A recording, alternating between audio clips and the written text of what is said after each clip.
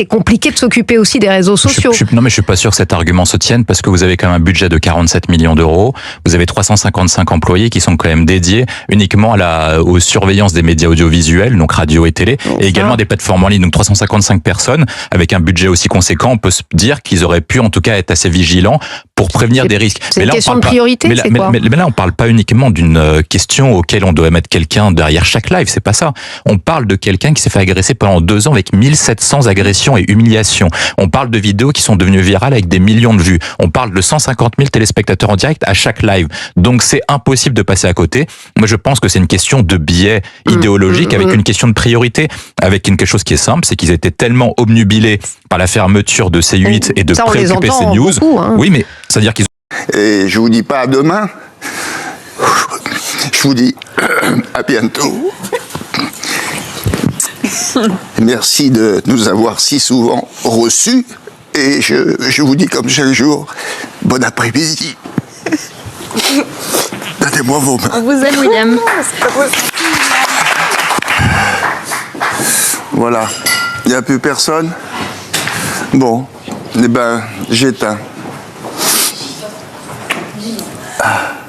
Voilà, on pense évidemment à... Non, en France. Il y a plusieurs choses dans ce que vous dites, on va les reprendre les unes après les autres. D'abord sur l'Arcom, qui avait été effectivement saisi juste après cette enquête de Mediapart par la Ligue des droits de l'homme, vous l'avez dit. Vous considérez que le travail de ce gendarme numérique et d'Internet n'a pas été fait là, et n'est pas fait sur la question des plateformes de live et de streaming plus largement ? L'Arcom a un rôle qui est plus politique. Là, on n'est pas du tout dans une dimension politique. Mais il y a des lois à respecter. Qu'est-ce qu'elles nous disent, les lois en France ? Est-ce que c'est normal qu'en France, on voit des contenus violents tels que ceux-là sur les réseaux en live ? Est-ce que la loi française le permet ? Je ne parlerai pas d'affaires, je parlerai d'un drame. Parce que quand on parle de la mort, du décès de Raphaël Graven, aussi connu sur son nom dans la plateforme Kik que vous avez mentionné, aujourd'hui, qu'est-ce qu'il s'est passé ? C'est que d'abord et avant tout, comme des millions de Français qui ont découvert que quelqu'un est mort en direct, j'ai été extrêmement choquée de voir ça. La réalité a dépassé la fiction. Il y a eu des séries télé, il y a déjà des dizaines d'années, qui imaginaient ce monde où quelqu'un pouvait mourir en direct sous les yeux de spectateurs qui ont payé pour voir ce type de contenu. C'est ce qui s'est passé aujourd'hui. Et bien sûr que ça m'interroge en tant que ministre du numérique, et ça me conforte d'ailleurs sur une seule chose, et ce qui a été la priorité de mon action depuis le début et depuis ma nomination, c'est qu'il y a urgence à sortir de ce Far West numérique dans lequel on est aujourd'hui, et à s'interroger sur avant tout la responsabilité des auteurs, présumés, enfin des auteurs des vidéos, je veux dire, de ceux qui ont participé à ce type de contenu, parce que Raphaël Graven, sur cette chaîne, subissait ce qui semble être des humiliations, de la violence. Donc une enquête est en cours depuis l'article de Mediapart qui est sorti le 13 décembre. Dès le 16 décembre, il y a une enquête qui a été mise en cours, elle ira au bout, et on y veillera bien sûr.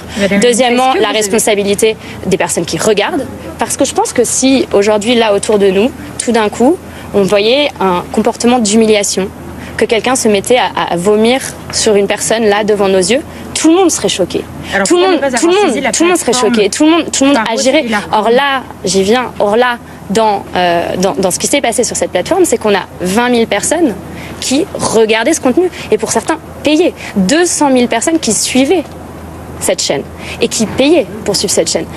Je vous annonce que j'ai échangé avec la plateforme il y a peu de temps d'ailleurs, même rééchangé avec aujourd'hui, et je leur posais ces questions qui me semblent évidentes, de savoir combien d'argent les personnes sur la chaîne, eux-mêmes en tant que plateforme, s'étaient fait avec le type de contenu. Ils n'avaient pas de réponse, pas la moindre réponse. Alors que si je fais un calcul bête et méchant, vu que j'ai pas eu les réponses, c'est 5 € par mois, à peu près 5 $ par mois, de pouvoir avoir accès à ce contenu quand on veut suivre la personne. Il y avait 200 000 personnes qui suivaient cette chaîne, ça fait 1 million d'euros. Alors c'est mes propres calculs vu que je n'ai pas eu de réponse. Mais le marché autour de ce type de contenu doit absolument nous interroger. Et donc la dernière des responsabilités, c'est bien sûr celle de la plateforme.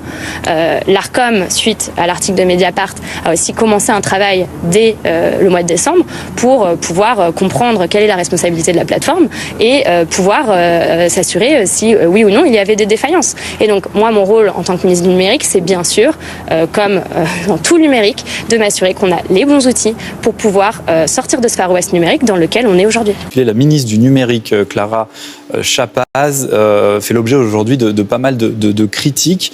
Elle est critiquée visiblement pour ne pas avoir agi à temps, alors que des journalistes de Mediapart ont sorti une enquête, c'était le 15 décembre 2024, et ont alerté la ministre à plusieurs reprises, notamment par mail, à 3 reprises.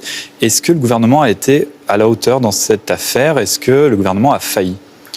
D'abord, moi, je voudrais vous dire que je suis choquée, comme de très, très nombreux Français, par ce qui s'est passé. J'ai une pensée émue, évidemment. Et ça dit aussi, ça interroge sur la société dans laquelle on vit, sur la responsabilité des personnes dans l'entourage de ce streamer, et aussi sur les personnes qui regardent ces live streams. Il était très suivi, ce streamer. Effectivement. Et ensuite, c'est la responsabilité des plateformes. Au niveau européen, sur le précédent mandat, on a voté ce qu'on a appelé le DSA, la régulation des contenus en ligne, avec une obligation pour les plateformes de réguler. Ça dit qu'on a eu raison de voter cette loi. Il faut qu'elle soit appliquée, parce que l'autorégulation, ça ne fonctionne pas. Ça faisait des mois que la plateforme connaissait ses actions, parce qu'il y a effectivement les révélations de Mediapart, une enquête qui a été lancée, qui était encore en cours, et aucune action n'a été entreprise par qui. Donc, vous, qu'est-ce que vous en avez pensé de la suppression de C8, sachant que c'était vous arrivez, il y a une décision qui a été prise. Une décision qui a été instruite, qui a été fondamentalement expliquée. Vous pouvez pas revenir sur cette décision, vous, en tant que président ? D'accord. Il n'y a aucune raison de le faire, d'ailleurs. Ah ouais ? Parce que c'est comme une chaîne avec beaucoup de très forte audience. Il a été dit, personne n'a un droit inscrit dans l'audience ne crée pas un droit à être reconduit. Je profite d'un court moment d'interruption dans la vidéo pour rebondir aux images que vous venez de voir. Parce que nous faisons notre travail. Depuis 6 semaines déjà, nous subissons de nombreuses pressions, notamment de l'Arcom qui a porté plainte contre nous, pour qu'on puisse continuer à mettre en lumière tout ce que certains préféreraient laisser dans l'ombre. Mercredi 19 février 2025, une bombe a explosé.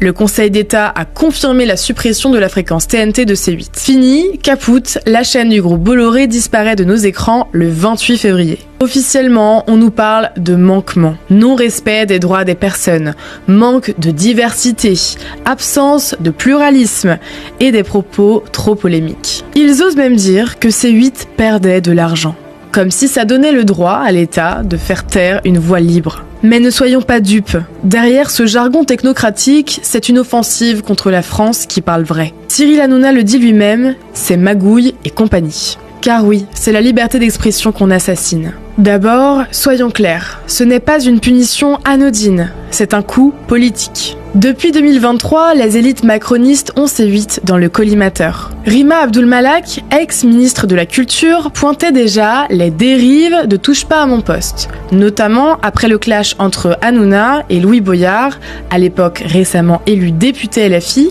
et proche de Sébastien Delogu, qui s'est récemment réjoui de la disparition de C8 et de son porte-voix. C8 et CNews pourraient perdre leur fréquence ? Il y a des obligations à respecter. Il y a déjà eu une vingtaine d'interventions de l'Arcom depuis 2019 pour C8 et CNews. Au bout d'un combien d'interventions pourra l'Arcom dire à tel degré les obligations ne sont pas respectées, c'est le rôle de l'Arcom. Je rappelle juste le cadre qui existe. Madame Abdul-Malak promettait que l'Arcom ferait le ménage en 2025. Bingo, ils ont tenu parole. Hanouna a résumé sur Europe 1, Mitterrand aura laissé la BNF, Chirac le musée du Quai Branly et Macron un écran noir. Un écran noir pour la France populaire, celle qu'on veut faire taire. Les chiffres sont éloquents. 52 sanctions contre C8 et CNews depuis 2012. 7,6 millions d'euros d'amende pour C8. Vincent Bolloré, patron attaqué par la caste, a dénoncé hier via Canal+, une décision inédite dans l'histoire de la TNT, qui sacrifie tout un écosystème. Pendant ce temps, les chaînes bien alignées sur le politiquement correct s'en sortent sans égratignure. À Frontières, on appelle ça une justice à géométrie variable, un poids, deux mesures. Je supportais pas. Pour quelle raison? Détestable. Ça me dérange pas qu'elle soit enlevée. Si ça s'est fait comme ça, c'est que ça devait se faire et que voilà. Je trouve que ça véhicule des idées néfastes pour nous les humains et des idées un peu racistes aussi. Et je trouve ça dommage parce que on est tous des êtres humains. On devrait tous s'entraider dans cette vie au lieu de cracher les uns sur les autres en fait, tout simplement. Faut pas la supprimer. Faut pas la supprimer? Non. Pourquoi? Parce qu'il y a des programmes qui sont intéressants. Totalement d'accord, en effet, c'est pas des bonnes idées qui véhiculent, ou en tout cas même quand il y a des bonnes idées, ils vont les déformer. Je reviens sur Touche pas à mon poste, je sais qu'il y a d'autres émissions, mais c'est vrai que quand on pense à C8, on pense à Touche pas à mon poste. Et je rejoins la demoiselle, je suis d'accord. De là à dire c'est une bonne nouvelle, bon, c'est des grands mots, mais c'est vrai qu'il y a des émissions qui sont pas forcément bénéfiques pour les gens qui s'informent pas sur Internet, qui vont chercher les informations autrement. Quand ils ont que accès à ça, ça peut véhiculer de la violence et créer de la violence. Mais cette affaire dépasse C8. L'Arcom pénalise les téléspectateurs et les Français. Des millions de Français et 400 employés.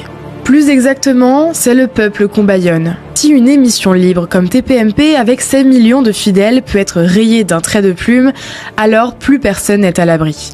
Les journalistes, les animateurs, les créateurs vont plier sous la peur. Résultat, une parole muselée, des débats stériles, une pensée unique imposée par les technocrates de l'Arcom et leurs amis progressistes. Éric Ciotti sur Europe 1, dans On marche sur la tête, a tapé juste. On sanctionne la réussite. C8, avec 3,1% d'audience en 2024, rivalisait avec TMC. Mais pour les censeurs, le succès populaire ne compte pas face à leur obsession du contrôle. Ils préfèrent des chaînes fades, comme Ouest France TV, à une C8 qui donnait la parole à tous. Droite, gauche, ouvriers, patrons, dans un joyeux bordel bien français. À Frontières, on défend cette vitalité contre le rouleau compresseur de l'uniformité. Creusons plus loin. La liberté d'expression. C'est le droit de parler et d'entendre des voix qui dérangent. En fermant C8, on vole aux Français un espace où ils pouvaient s'exprimer sans filtre. Hanouna l'a très bien rappelé, quoi qu'on pense de TPMP, le régulateur n'a pas à arrêter d'un coup de baguette magique une chaîne qui existe depuis 20 ans. Bolloré, lui, a dénoncé une éviction pure et simple d'une pionnière de la TNT née en 2005. À 2 ans de la présidentielle de 2027, cette censure s'apparente à une manœuvre politique. Si C8 saute pour avoir osé défier le consensus mou, qui suivra ? Bartholomé Lenoir, sur Europe 1, a prévenu. La fermeture de C8 ouvre une boîte de Pandore majeure sur la liberté d'expression en France. Hanouna va plus loin. Il accuse des pressions venues d'en haut, évoquant Alexis Kohler, le plus proche collaborateur d'Emmanuel Macron. Complot ou pas, à Frontières, on se demande depuis quand une poignée de personnes décide de ce que le peuple a le droit d'écouter. Ça sent la République en marche vers le silence. Ils se moquent du peuple français, voilà. C'est aussi simple que ça, donc il n'y a pas de liberté d'expression. Vous-même, vous pointez du doigt des avocats, vous prenez un sombresaut de déjection de la part des gauchistes. Il ne faut pas se voiler la face, la liberté d'expression n'existe plus. Ce n'est pas juste l'histoire de C8, c'est celle de la France qu'on étouffe.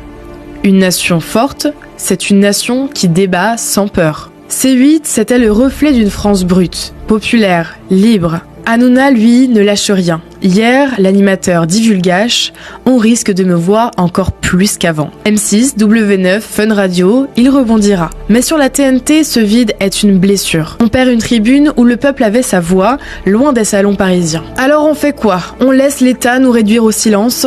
Hanouna le répète, les solutions qui s'offrent à nous, c'est grâce à vous. Cette attaque contre C8, c'est un réveil. Défendre la liberté d'expression, c'est défendre notre identité, notre droit à exister hors des clous progressistes. Aujourd'hui, c'est eux et peut-être que demain, ce sera nous. Réagissez, partagez, faites entendre votre voix auprès des élus. Hanouna, de son côté, défie les censeurs. Il y a des crétins qui se réjouissent, mais ils vont être déçus. C'est une affaire que nous allons suivre de près sur frontiermedia.fr sur nos... Saviez-vous que la chaîne C8 aura disparu le 1er mars ? Malgré son succès, C8 est supprimé des ondes. À l'origine de cette décision, un organisme pour le moins mystérieux, l'Arcom. Mais quelle est la vocation de cette autorité de régulation de l'audiovisuel pour le moins opaque ? Anciennement CSA, l'Arcom crève l'écran ces derniers mois et fait pleuvoir des sanctions financières sur les chaînes C8 et CNews. Doté d'un budget de 46 millions d'euros, l'Arcom est dirigé par un collège de hauts fonctionnaires non élus et son président, nommé directement par Emmanuel Macron. Mais l'Arcom est-elle vraiment indépendante ou sous influence politique ? Car derrière l'aspect très institutionnel, un agenda politique semble se dessiner. Alors que C8 bat des records d'audience et devient la première chaîne de la TNT, l'Arcom décide de ne pas renouveler la fréquence de C8. En cause, des sanctions répétées à son encontre, car jugées politiquement incorrectes. Révélé par le journal Valeurs Actuelles, l'Arcom organise en 2022 une conférence en interne sur la diversité et l'inclusion des minorités raciales, prodiguée par une sociologue décoloniale. Bon alors, si je suis une femme blanche handicapée, est-ce que je suis intersectionnelle? Au sens théorique, non. Parce que en fait, l'intersectionnalité a vraiment comme unité de base la caution raciale. L'Arcom a-t-elle eu recours à des comptages ethniques? En novembre 2024, l'institution fait paraître un rapport pour le moins douteux. Le document déplore que seulement 13% de non-blancs seraient visibles à l'antenne, mais également une sous-représentation des femmes et des minorités de genre, reprenant à son compte le discours racialiste et diversitaire de l'idéologie woke. Son nouveau président, Martin Hajdari, est ancien directeur de l'Opéra de Paris et coutumier de ces comptages ethniques. Nous avons décidé d'aller interroger son nouveau président et comprendre jusqu'à où pourrait aller cette censure qui ne dit pas son nom. Donc là, on est devant le siège de l'Arcom. C'est une institution qui ne répond pas beaucoup aux sollicitations et qui ne justifie pas beaucoup ses décisions. J'ai envoyé plusieurs demandes d'interview avec une relance pour demander juste une interview avec un représentant de l'Arcom et comprendre un peu la stratégie, comprendre pourquoi il y a ces politiques de diversité, pourquoi il y a ce rapport qui est sorti sur la diversité à la télévision, pourquoi on supprime la chaîne C8 alors qu'elle a un succès phénoménal et que c'est la première chaîne de la TNT. Donc, n'ayant pas eu de réponse, je vais essayer d'aller trouver une réponse sur place directement avec eux. C'est parti.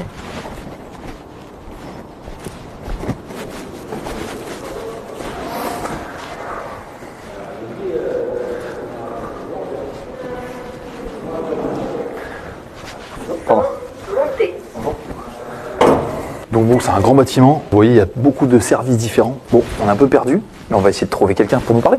Allez, on monte d'un étage. C'est parti. Bonjour. Vous montez ouais, 7e, ouais. Monsieur Hajdari, il n'a pas pris ses fonctions encore? Non. Sans monter. Ah bah nous on descend là. Merci.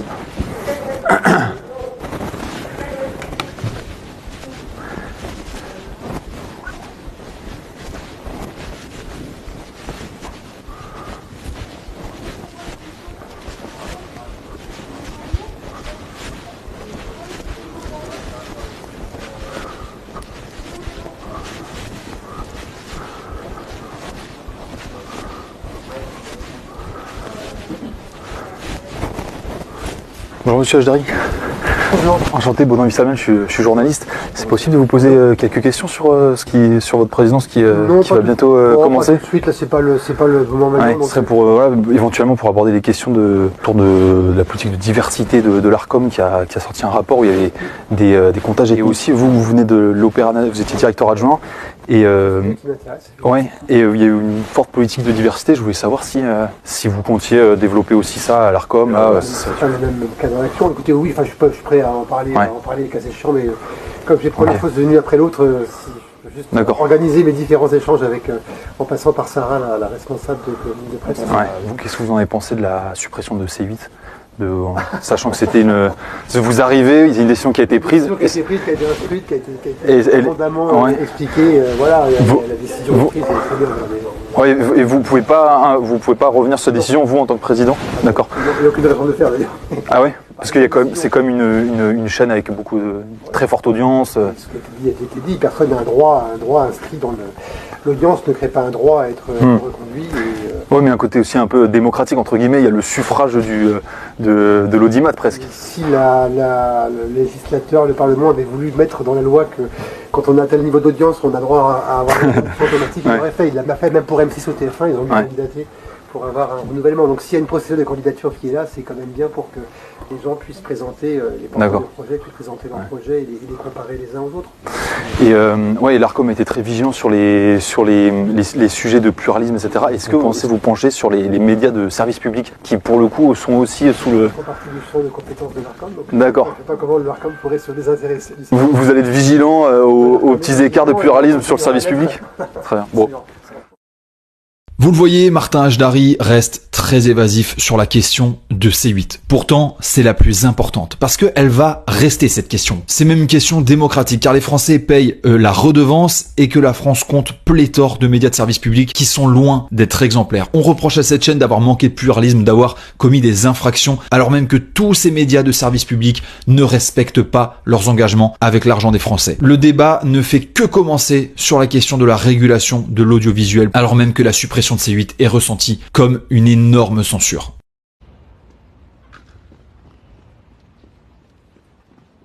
L'Arcom est juste là, on est dans le 12e.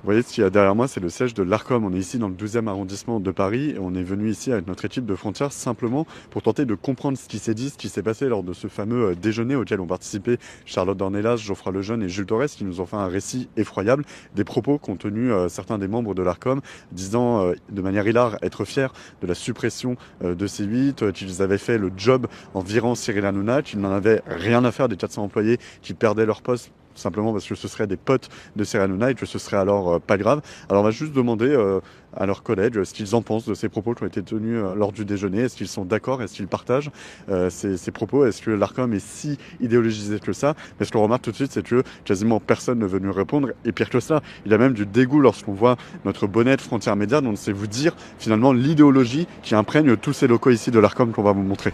Excusez-moi, vous travaillez à l'Arcom? Non. Si. Bah, vous venez de sortir de l'immeuble. Ouais, ça veut rien dire. Ah bon? Bah oui. Il y a que l'Arcom ici, non? Où ça? Non. Bon, vous n'êtes pas sans savoir de vos collègues dans un déjeuner se sont félicités de la suppression de C8 et du fait que Cyril Hanouna ait perdu sa chaîne, non? Vous avez entendu ces affaires? Pas du tout. Non, je travaille pas à l'Arcom. Hein. Vous travaillez pas à l'Arcom? Non, pas du tout. Vous êtes sûr, hein? Ouais, ouais, je suis sûr. Je vérifierai, hein? Bah oui. Bon, ça marche. Bonne journée. Merci. Excusez-moi, bonjour. Vous travaillez à l'Arcom? Bonjour. Oui, je veux juste savoir si vous avez entendu parler de cette histoire de déjeuner qu'il y a eu avec des membres de l'Arcom qui se sont exprimés au sujet de la fin de C8. Vous en pensez quoi? Je suis pas du tout au niveau de... Vous travaillez pas ici? Et vous pensez quoi de la fin de C8? Bon, on veut pas nous répondre. Excusez-moi, vous travaillez à l'Arcom ici? Je veux juste savoir ce que vous pensez des propos de vos collègues dans un déjeuner qui ont dit avoir fait le job en virant Cyril Hanouna. Vous voulez pas nous répondre? Ça en dit long un petit peu, non? Bon, vous aurez l'air fiers d'eux en plus. Bonjour. Je vais simplement savoir ce que vous pensez de vos collègues dans un déjeuner qui ont dit être fiers d'avoir fait virer Cyril Hanouna et c'est... Vous voulez pas nous répondre? Entendu. Là, ce qui est très intéressant et qui en dit long, c'est qu'une des employées de l'Arcom qui est arrivée à regarder notre bonnette avec un air de dédain et de dégoût absolu en disant non, non, je ne vous parle pas. Micro frontière. C'est très intéressant, ça en dit très très long sur l'idéologie de certains membres de l'Arcom. Travaillez à l'Arcom? Non, simplement pour avoir votre réaction sur les propos de vos collègues lors d'un déjeuner qui ont... C'est une fake news? Ah! Fake news. Bon, bah, forcément, ils vont pas assumer. Hein. Fake news. C'est fort quand même. Oui, je voulais simplement savoir, vous avez entendu ce déjeuner qui s'est tenu dans le 13e arrondissement? Apparemment, certains membres de l'Arcom ont été entendus par des journalistes du JDD, hilar, en train de se féliciter d'avoir fait fermer C8. Qu'est-ce que vous en pensez? Non, j'ai rien entendu. Vous n'avez pas entendu parler? Est-ce que ça vous choque si des membres de l'Arcom se félicitent de ça? Je ne répondrai pas. Vous pensez que c'est politique, cette décision de l'Arcom? Pas du tout. Vous savez pas? Vous travaillez ici pourtant? Bonne journée. Bon. Plus sympa que les autres. Bonjour. Non, je voulais simplement connaître votre réaction sur les propos de vos collègues lors d'un déjeuner qui se sont félicités. On n'est pas habilité à prendre parole pour l'autorité. Bah, pourtant, dans un restaurant où il y a du public, où il y a des journalistes qui vous ont entendu tenir ces propos, vous êtes sorti habilité à vous féliciter. Que dites vous, enfin. Je ne sais pas si c'est vous, mais ces personnes, elles seront de toute façon repérées. Oui, mais les propos de vos collègues lors d'un déjeuner. Bon, il y a une solidarité entre eux, ils se soutiennent visiblement. Et les questions sont un peu gênantes.